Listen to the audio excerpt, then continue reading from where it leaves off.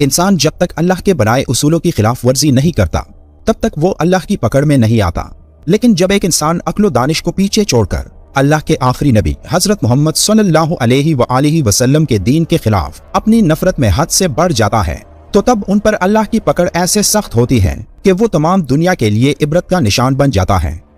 इस दुनिया में ऐसे भी बदबख्त हैं जिन्होंने अल्लाह की आखिरी किताब की बेहुरमती की, तब उनके साथ क्या हुआ आप यकीन नहीं करोगे कि उन लोगों के साथ उनके उस बेहुदा अमल के बाद कुदरत ने क्या खेल खेला।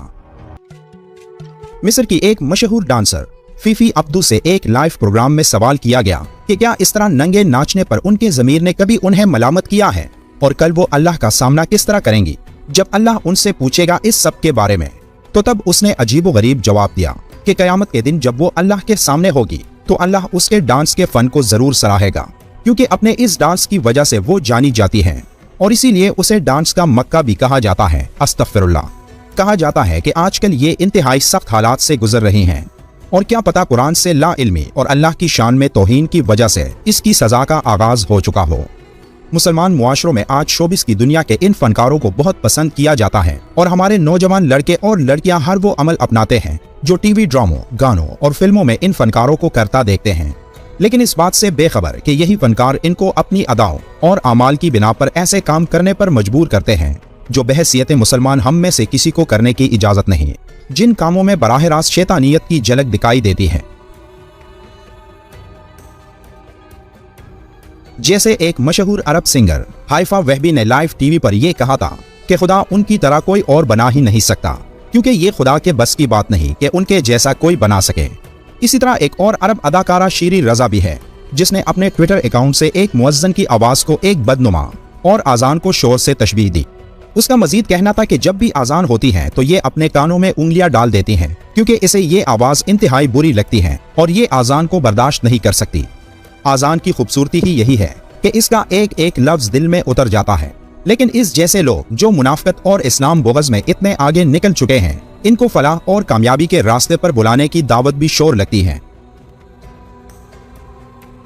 अब ये लोग शायद उन वाक़यात से ला इल्म हैं जो कुरान और अल्लाह के अहकामात की बेहुरमती की वजह से लोगों के सामने इबरत का निशान बन गए थे कि जब जब जिन लोगों ने भी अल्लाह के कलाम का मजाक उड़ाया तो तब अल्लाह ने उनको कैसे सजा दी। इस बात में कोई शक नहीं कि कुरान अल्लाह का कलाम है और इसीलिए अल्लाह ने अपनी इस मुकद्दस किताब की हिफाजत का जिम्मा खुद लेते हुए फरमाया कि हम ही ने कुरान को नाजिल फरमाया और कुरान की हिफाजत हम खुद करेंगे।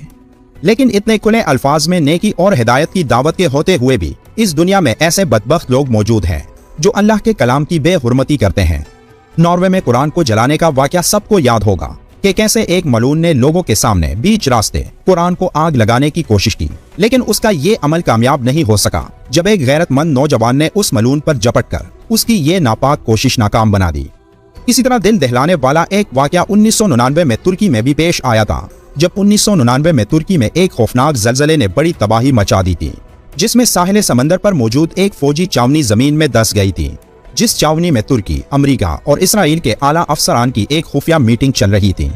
वो मीटिंग सिर्फ कारोबारी मीटिंग ही नहीं बल्कि वहां नाच गाने और शराब व शबाब की भी एक बड़ी महफिल सजाई गई थी।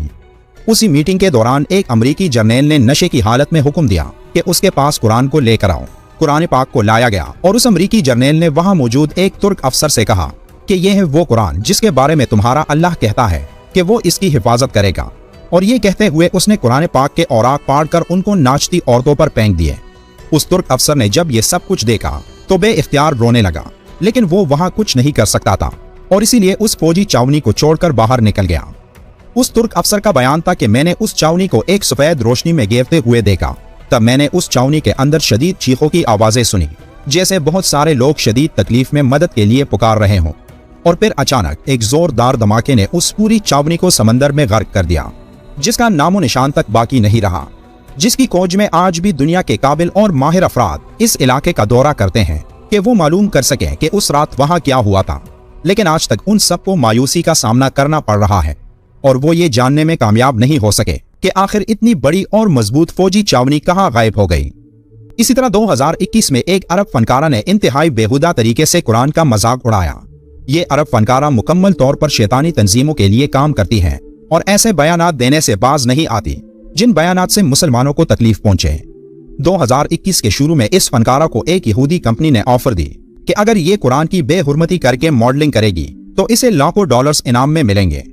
इस फनकारा ने ये ऑफर कबूल की और बेहुदा लिबास पहनकर और हाथ में कुरान पकड़कर उसने मॉडलिंग की और पूरी दुनिया में इस्लाम मुखालिफ लोगों से दाद और लाखों डॉलर समेट लिए। लेकिन कुरान जिसकी हिफाजत का जिम्मा अल्लाह ने खुद लिया है, इस अमल ने इस फनकारा की जिंदगी में एक तूफान बर्पा कर दिया और कुछ ही दिनों बाद हुस्न की देवी समझी जाने वाली ये औरत कैंसर मरज में मुब्तला हो गई, जिसकी वजह से इसकी खूबसूरती खत्म होकर ये हड्डियों का ढांचा बन गई और इस तरह कुरान की बेहुरमती करने पर ये अल्लाह की पकड़ में आ गई। अल्लाह हम सबको शर से महफूज रखे और हमें कुरान पढ़ने और समझने की ताकत अता करे। आमीन।